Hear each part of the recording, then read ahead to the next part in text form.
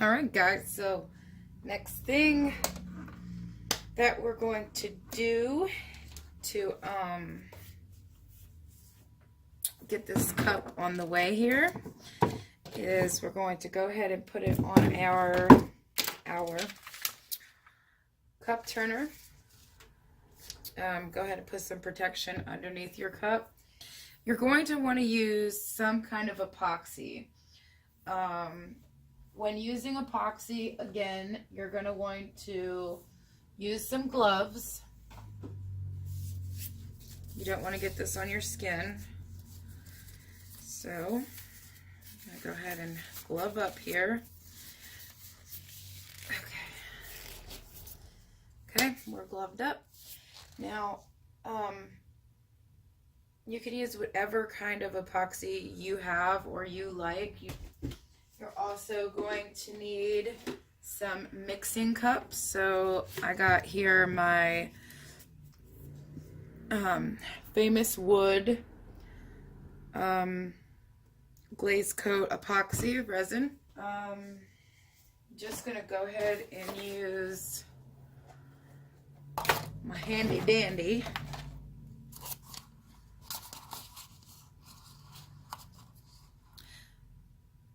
Dixie cups. Well, hello there, gorgeous. Okay, so part A, part B, equal parts here, guys. I'm just gonna go ahead here and I mean, you don't need too awfully much. You do want enough to coat it pretty well. And if you have extra, what I do, it's a good idea to have another project laying around that you can use it on if you do end up having extra. And being how I have my fiance's cup here that I really need to finish, if there is any extra, I'm just going to be putting it on that.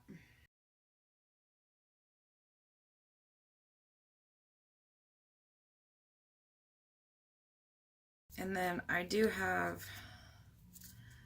get these, but these are really cute. They're really cool. They're silicone brushes. And I did want to try this and use this, but I would rather use it on a second coat of epoxy rather than the first coat because there's a lot of sparkles going to be flying around, and this, I'm afraid, is going to dig into them a little bit too much. Also, this is a smaller one. I have a bigger one of these, and I can't find it right now. So I also have this spatula, and you always use silicone, but it's not very clean. So I'm going to try to use this. If I can't use it and it becomes an issue, I'll just go ahead and use my handy dandy finger because that's what I do. So go ahead and make a little pouring spout.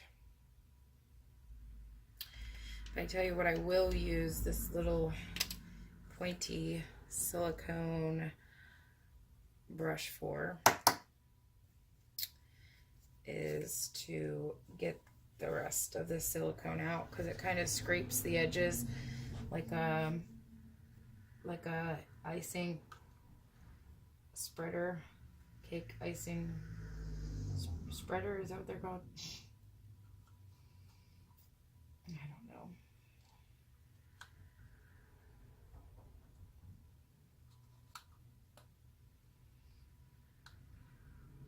But epoxy resin is quite expensive, so I wouldn't recommend wasting any. Like, I literally try not to waste a drop because it's expensive.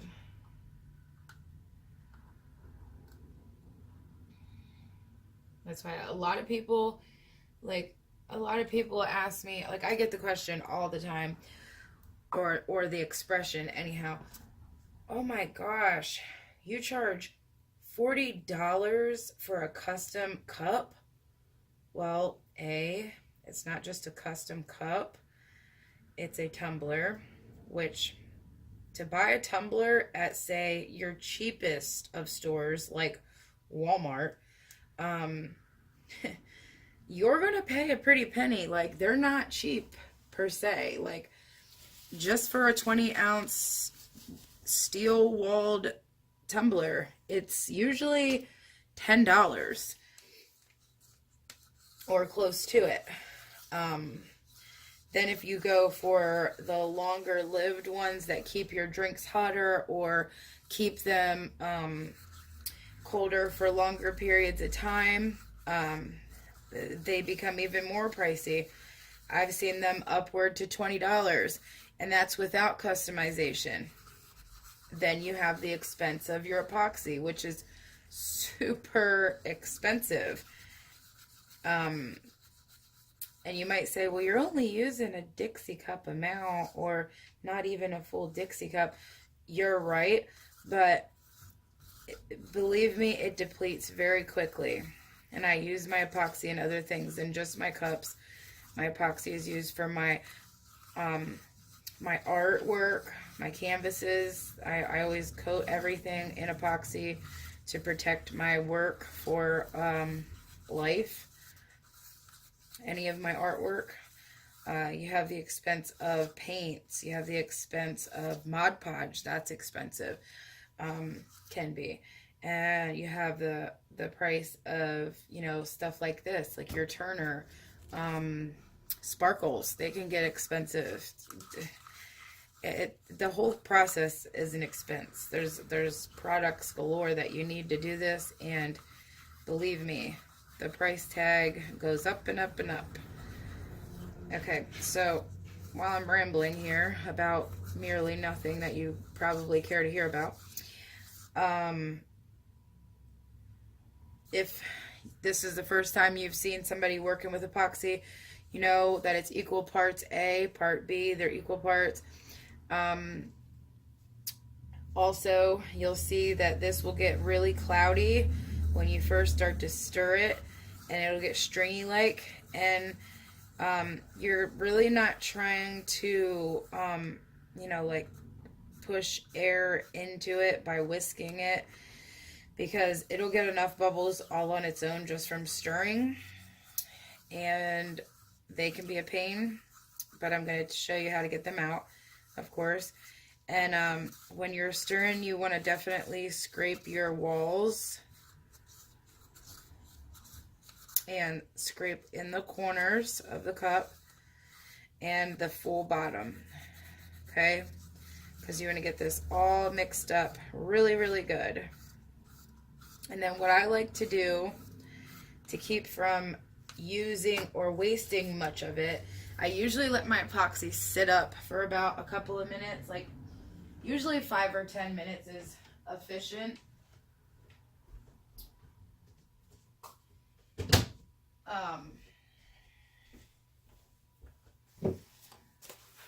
So that'll really be plenty enough. So I'm going to go ahead and I'm going to pause the video and let this set up a bit, and I will be right back. Alright guys, so it's been about 5 or 10 minutes. Our epoxy has been sitting and getting ready for us. I wanted to show you this. This is my Ronson torch. It is a push button torch. Okay. This is going to come in extreme handy for stuff like bubbles. It will literally make them disappear. So you will need either one of these, a lighter, torch or something, or a heat gun. A heat gun will work as well. An advantage of that, other than getting rid of the bubbles, is also that it can as well heat up your epoxy. And even though your epoxy might be already setting up and getting hard, if that's the case and you can't work with it, it's like becoming unworkable, you can use your torch or your heat gun to go ahead and heat up the epoxy, which will give it more working time because it'll loosen it up and make it less hard. Once again, I will be right back. Sorry I have to pause again, but my daughter just got home from school. We need to have a talk. All right, so at this point, once you have it all, it's your epoxy is getting warm to the touch. It's sat up for a little while. You want to give it another quick stir just to get it all combined again. Not that it separates, because it doesn't, but I find when after it sits for a while and it's starting to get warm, it's thin from the heat in the cup. But if you give it a quick stir after you've let it sat, it'll start thickening up quite quickly then. Next thing we need to do is plug in our turner. And then you're going to start applying the epoxy. So I'm just going to start by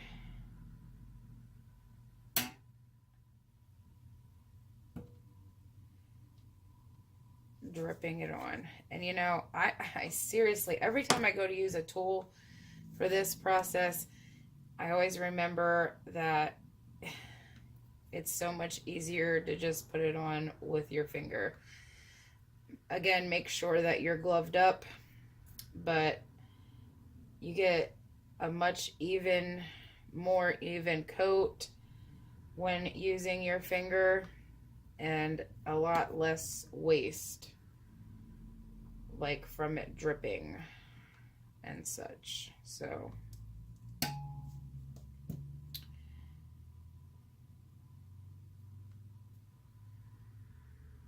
right now I'm just going to go around. I already added quite a bit. I'm just going to spread it out. You're not trying to push hard. You're just gliding your finger across to evenly distribute the epoxy. Not pushing, just gliding your finger.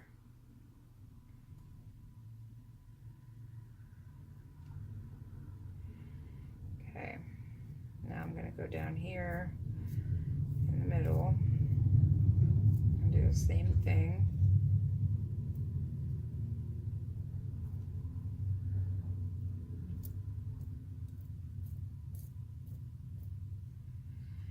And if you feel a dry spot,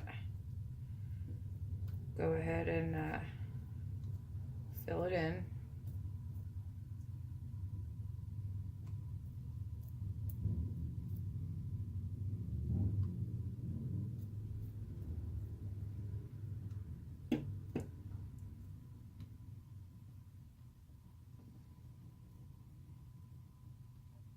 Just gliding.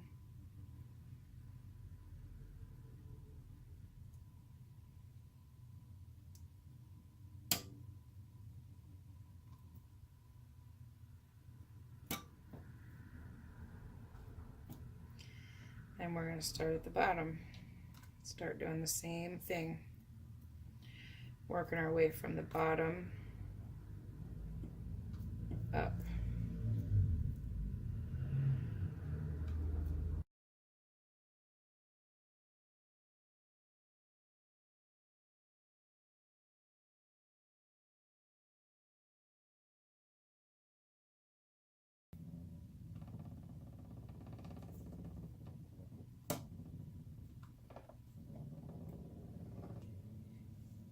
Definitely can't afford for this to stop working. My fiance is not home. And it has to constantly turn or it will all fall to one side and it will drip. You'll lose all of your epoxy. You don't want that. So I just added a bunch more and I'm doing the same thing here, Just lightly going over it with my finger. Even though my whole thing's shaking to bejesus right now. It's scaring me. I'm hoping nothing happens drastic, because that would be a shame.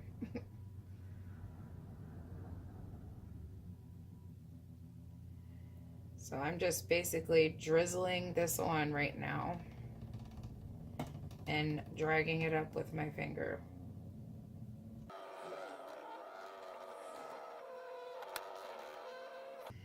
Then I'm going to start slowly drizzling this over the edge of the bottom.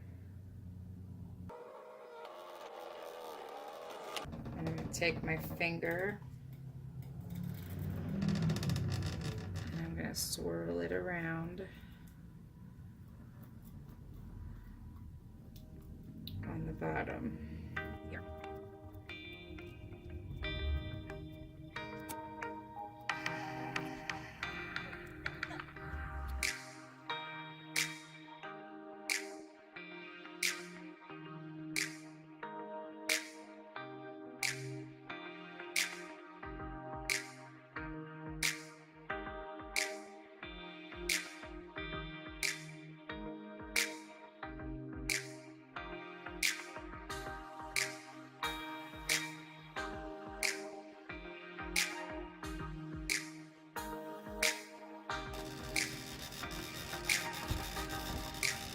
And if you see empty areas when you're doing this, if you begin to find empty areas, you're just going to take your finger and glide it across to fill in those areas.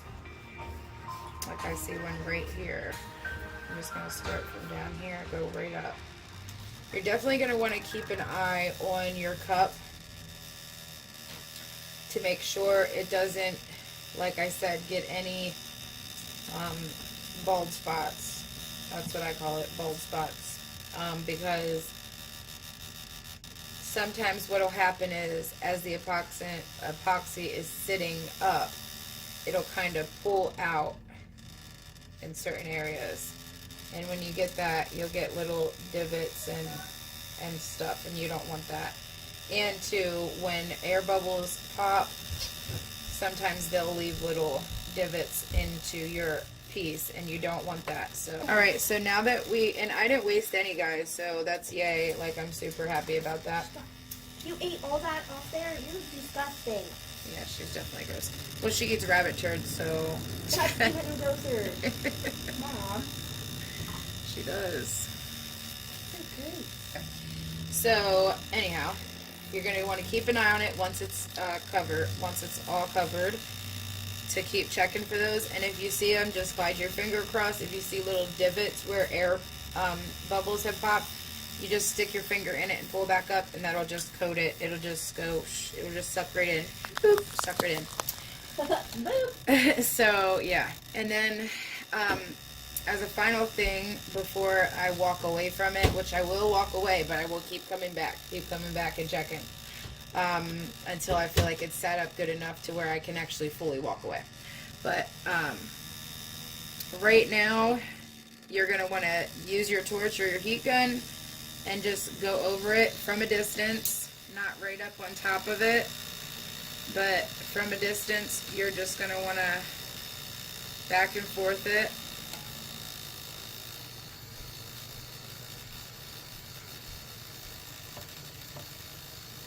And this is going to get rid of little tiny bubbles that you got going on in there.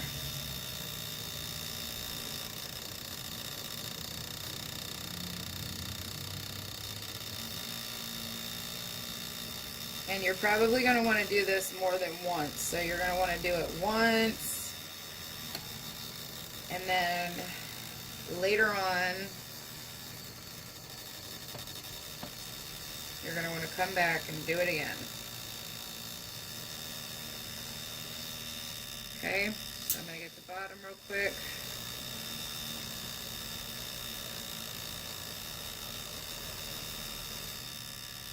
And that'll be good.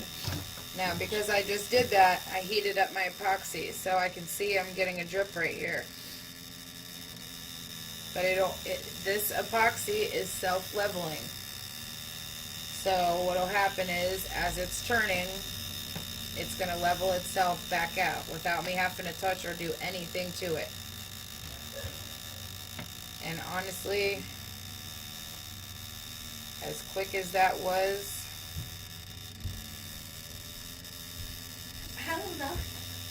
it is already almost fully disappeared, the drip. So that's how quick it levels itself back out again. Now, like I said, this is epoxy coat number 1, so there could be 2 more coats of epoxy yet, but majority of the time you'll have imperfections in your work, or you'll see something you don't like and you'll want to go back and fix it, or you're adding more than 1 layer of images, or there's many reasons why you'll do 3 coats of epoxy. But in my experience, most of my cups have 3 coats of epoxy, some of them even 4.